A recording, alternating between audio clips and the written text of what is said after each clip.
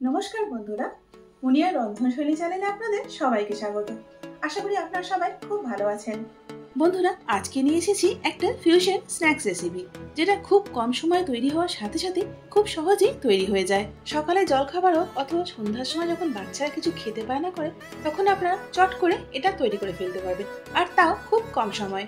দুধ যেহেতু আমাদের সকলের বাড়িতেই থাকে, তাই হঠাৎ যদি অতিথি এসে যায় তাহলে সেই দুধ কাটিয়ে খুব সহজেই আপনারা এই স্ন্যাক্সটা তৈরি করে ফেলতে পারবেন। বন্ধুরা, আজকের ভিডিওটা যদি আপনাদের ভালো লাগে তাহলে অবশ্যই কিন্তু একটা লাইক করে দেবেন। চলুন আর বেশি কথা না বাড়িয়ে রেসিপিতে চলে যাই। এখানে আমি 1 কাপ ছানা নিয়েছি, সেটাকে খুব ভালো করে মথে নিয়েছি। যেভাবে আমরা রসগোল্লার জন্য ছানাটা মথে নিই, এখানেও ছানাটাকে আমি ঠিক সেভাবেই মথে নিয়েছি। এখন এই ছানার সঙ্গে এখানে দিয়ে দেবো 1 কাপ সেদ্ধ করে নিয়ে স্ম্যাশ করে নেওয়া আলু, দিয়ে দিচ্ছি 1/4 কাপ কর্নফ্লাওয়ার। কর্নফ্লাওয়ারের পর এখন এখানে দিয়ে দিচ্ছি 1 টেবিল চামচ চিলি ফ্লেক্স, আর তার সাথে দিয়ে দিচ্ছি 1 টেবিল চামচ মিক্স হার্বস। এবার দিয়ে দেবো 1 চা চামচ চাট মশলা। চাট মশলার পর এখন এখানে নুনটা দিয়ে দিচ্ছি স্বাদ মতো। Now time to mix mix mix.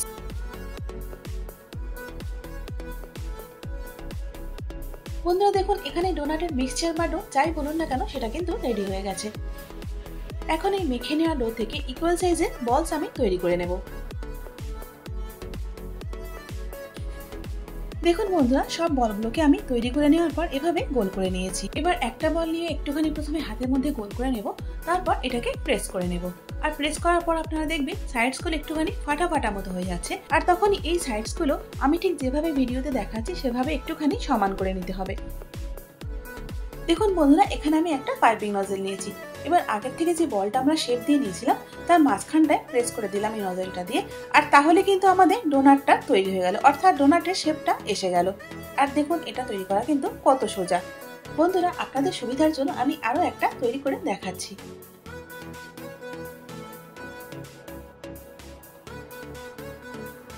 বন্ধুরা দেখুন, এখানে আমার সমস্ত ডোনাটস গুলো শেপ দেওয়া হয়ে গেছে। এখন এই মিক্সিং বোলটার মধ্যে আমি দিয়ে দিচ্ছি 1/4 কাপ কর্নফ্লাওয়ার। এর সাথে এখানে দিয়ে দেবো 1/2 চা চামচ লঙ্কা গুঁড়ো। এখন এখানে 1/2 চামচের থেকে একটুখানি বেশি নুন দিয়ে দিলাম। এখন কর্নফ্লাওয়ারটা আমি গুলে নেব, সেই জন্য খুব সামান্য পরিমাণে জল আমি প্রথমে দিলাম। একেবারে প্রথমে যদি বেশি জলটা দেওয়া হয় তাহলে কিন্তু কর্নফ্লাওয়ারের মধ্যে লাম্পস হয়ে যায়, আর সেই লাম্পসগুলো ব্রেক করতে কিন্তু অনেকটাই সময় চলে যায়। সেই জন্য যে কোনো ব্যাটার গোলার শুরুতে যদি আমরা প্রথমে একটু অল্প জল দিয়ে গলি, পরে কিন্তু আর সেটা লাম্পস হয় না বা সময়টা কম লাগে। এখানে কর্নফ্লাওয়ারের একটা পাতলা ব্যাটার আমি তৈরি করে নিচ্ছি, আর এটা তৈরি করতে মোটামুটি আমার 1/2 কাপ জল লেগেছে। আর দেখুন, এখানে কর্নফ্লাওয়ারের ব্যাটারটা তৈরি হয়ে গেছে। চলুন বন্ধুরা, এবার ডোনাটসগুলোকে আমরা কোট করে নিই। প্রথমে ডোনাটটাকে আমি কর্নফ্লাওয়ারের ব্যাটারের মধ্যে ডিপ করে নেব, এরপর এটাকে ব্রেড ক্রাম্বসের মধ্যে কোট করে নেব। বন্ধুরা, ডোনাটগুলো আমি এখানে ডাবল কোট করে নিচ্ছি, আপনারা চাইলে এগুলোকে সিঙ্গেল কোটও করতে পারেন। কোট করার ফলে ডোনাটের যে হোলটা ছিল সেটা বন্ধ হয়ে যাওয়ার জন্য একটা চপস্টিক দিয়ে আমি সেই হোলটা আবারও করে নিচ্ছি। আপনারা যে কোনো স্ট্র বা কাঠের সাহায্যে এটা করে নিতে পারেন। আর এর সাথে দেখুন বন্ধুরা, আমাদের প্রথম ডোনাটটা তৈরি হয়ে গেল, আর বাকিগুলো ঠিক একইভাবে আমি তৈরি করে নেব। চলুন বন্ধুরা, আপনাদের সুবিধার জন্য আরো একটা ডোনাট একসাথে কোট করে নিই।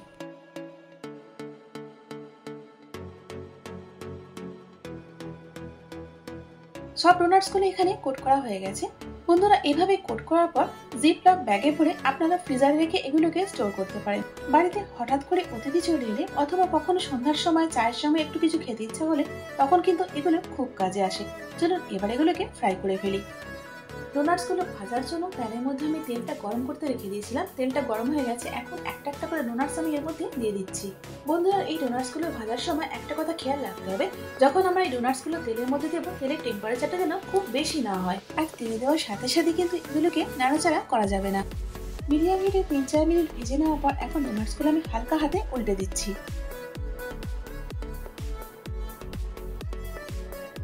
দেখুন বন্ধুরা, যেরকম ডোনাটসের কালার হয় সেরকম লাল লাল করে আমি ডোনাটসগুলো ভেজে নিয়েছি। এবার এগুলোকে আমি তুলে নিচ্ছি। বন্ধুরা, গরম গরম ডোনাটসগুলো আমি এখানে পরিবেশন করে দিয়েছি, আর এই গরম গরম ডোনাটসগুলো কেচাপের সাথে খেতে কিন্তু দারুণ লাগে। তাহলে বন্ধুরা, দেখলেন তো এই পানির ডোনাটসগুলো কত সহজে আর কত কম উপকরণে আমরা তৈরি করে ফেললাম। তাহলে বন্ধুরা, আর দেরি না করে এই ডোনাটসগুলো আপনারা একবার বাড়িতে ট্রাই করুন, আর আপনাদের কেমন লাগলো আমাকে কমেন্টস করে জানান। আশা করি আজকের ভিডিওটা আপনাদের ভালো লেগেছে। যদি ভালো লেগে থাকে তাহলে একটা লাইক করে দিন, আর তারই সাথে বন্ধু বান্ধব এবং পরিজনের মধ্যেও শেয়ার করে দিন। আর এরকমই ইউনিক এবং সহজ রেসিপির জন্য আমার চ্যানেলটাকে সাবস্ক্রাইব করে আমার সাথে থাকুন। তার সাথে বেল আইকনটা প্রেস করে দিন, যাতে করে আমার পরবর্তী ভিডিওর আপডেটটা সবার আগে আপনি পেয়ে যান। এতক্ষণ সঙ্গে থাকার জন্য অনেক ধন্যবাদ।